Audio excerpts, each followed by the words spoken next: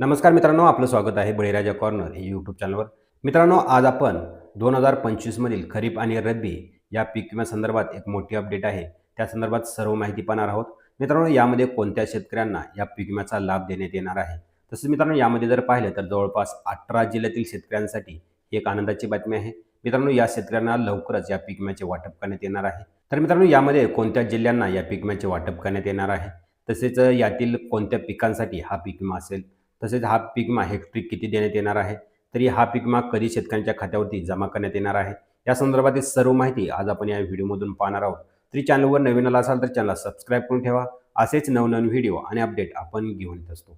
चला तर मग व्हिडिओ सुरू करूया. मित्रांनो, 2025 मध्ये सप्टेंबर आणि ऑक्टोबरमध्ये अतिवृष्टीचे संकट हे शेतकऱ्यावर आले होते. यामध्ये 18 जिल्ह्यात अतिवृष्टीमुळे मोठ्या प्रमाणात नुकसान झाले होते आणि या 18 जिल्ह्यातील शेतकऱ्यांसाठी हा पीक विमा देण्यात येणार आहे.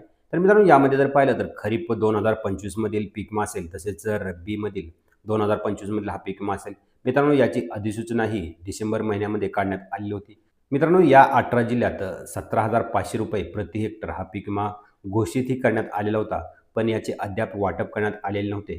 तर मित्रांनो, याचे वाटप हे 20 जूनपासून हे शेतकऱ्यांच्या बँक खात्यामध्ये हे करण्यात येणार आहे. तर मित्रांनो, यामध्ये जर पाहिलं तर यामध्ये काही निकष आहेत आणि हे निकष जर पूर्ण असतील तरच शेतकऱ्यांना या पीक विम्याचे वाटप हे करण्यात येणार आहे.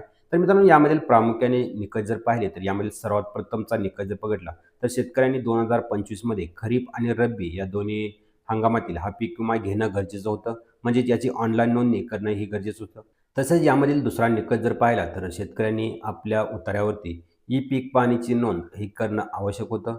मित्रांनो, ज्या शेतकऱ्यांनी ई पीक पाणीची नोंद केलेली आहे अशा शेतकऱ्यांना यामध्ये पात्र करण्यात येईल. मित्रांनो, यामधील तिसरा निकष जर पाहिला तर शेतकऱ्यांच्या झालेल्या नुकसान भरपाईचा पंचनामा हे होणं आवश्यक होतं आणि जर नुकसान भरपाईचा पंचनामा झालेला असेल तरच या शेतकऱ्यांना या पीक विम्याचे वाटप करण्यात येणार आहे. तर मित्रांनो, हे यामध्ये प्रामुख्याने हे 3 निकष होते. तसंच मित्रांनो, यामध्ये जर पाहिलं तर आधार बँक लिंक असणंही आवश्यक आहे. म्हणजेच आधार बँक सीडिंग असेल तर हा शेतकऱ्यांना डायरेक्ट डीबीटीच्या मार्फत हा पीक विमा शेतकऱ्यांच्या बँक खात्यावरती हा जमा करण्यात येतो. मित्रांनो, यामध्ये जर पाहिलं तर हेक्टरी 17,500 रुपये हा पीक विमा देण्यात येणार आहे. मित्रांनो, मात्र हा 17,500 रुपये पीक विमा हा सरसकट देण्यात येणार नाही. मित्रांनो, हा पीक विमा नुकसान भरपाईच्या आधारावर हा पीक विमा देण्यात येणार आहे. तर मी यामध्ये जर पाहिलं तर ज्या शेतकऱ्यांचे 70% ते 100% पर्यंत नुकसान झालेले आहे अशा शेतकऱ्यांना हेक्टरी 17,500 रुपये हा पीक विमा देण्यात येणार आहे. तसेच ज्या शेतकऱ्यांचे नुकसान हे 50% ते 70%च्या दरम्यान असेल अशा शेतकऱ्यांना यामध्ये 15,000 रुपये हेक्टरी हा पीक विमा देण्यात येणार आहे. आणि ज्या शेतकऱ्यांचे नुकसान हे 30% ते 50%च्या दरम्यान असेल अशा शेतकऱ्यांना यामध्ये या शेतकऱ्यांना 12,500 रुपये प्रति हेक्टर हा पीक विमा देण्यात येणार आहे. तर मित्रांनो, यामध्ये जर पाहिलं तर यामध्ये 3 टप्प्यांमध्ये हा पीक विमा देण्यात येणार आहे. सुरुवातीचा टप्पा जर पाहिला तर 70% ते 100%, यामध्ये जर पाहिलं तर 17,500 रुपये हा पीक विमा देण्यात येणार आहे. यामध्ये दुसरा टप्पा जर पाहिला तर 50% ते 70%च्या दरम्यान ज्या शेतकऱ्यांचं नुकसान झालेलं आहे अशा शेतकऱ्यांना 15,000 रुपये हा पीक विमा देण्यात येणार आहे. तर 30% ते 50% मधील ज्या शेतकऱ्यांचे नुकसान झालेलं आहे अशा शेतकऱ्यांना यामध्ये 12,500 रुपये हा पीक विमा देण्यात येणार आहे. म्हणजेच मित्रांनो, यामध्ये जर पाहिलं तर 17,500 रुपये हा पीक विमा सरसकट हेक्टरी देण्यात येणार नाही. तर मित्रांनो, यामध्ये जर पाहिलं तर या सर्व शेतकऱ्यांना हा पीक विमा 20 जूनपासून ही शेतकऱ्यांच्या बँक खात्यामध्ये हा वर्ग करण्यात येणार आहे. मित्रांनो, यामध्ये केंद्र सरकारचा हिस्सा या अगोदरच पीक विमा कंपन्यांना देण्यात आलेला आहे.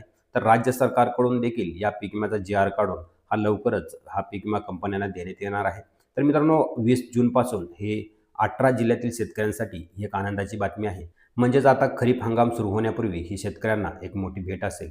तसंच मित्रांनो, यामध्ये जर पाहिलं तर काही शेतकऱ्यांना या पीक विम्यातून वगळण्यातही येऊ जाऊ शकतं. जर ज्या शेतकऱ्यांनी 2025 मध्ये खरीप आणि रब्बी या दोन्ही हंगामात जर पीक विमा घेतलेला असला तरीही या शेतकऱ्यांना यातून वगळण्यात येऊ शकतं. मित्रांनो, यामध्ये वगळण्याची कारणं जर पाहिली तर शेतकऱ्यांनी ई पीक पाणीची नोंद केलेली असणं आवश्यक आहे.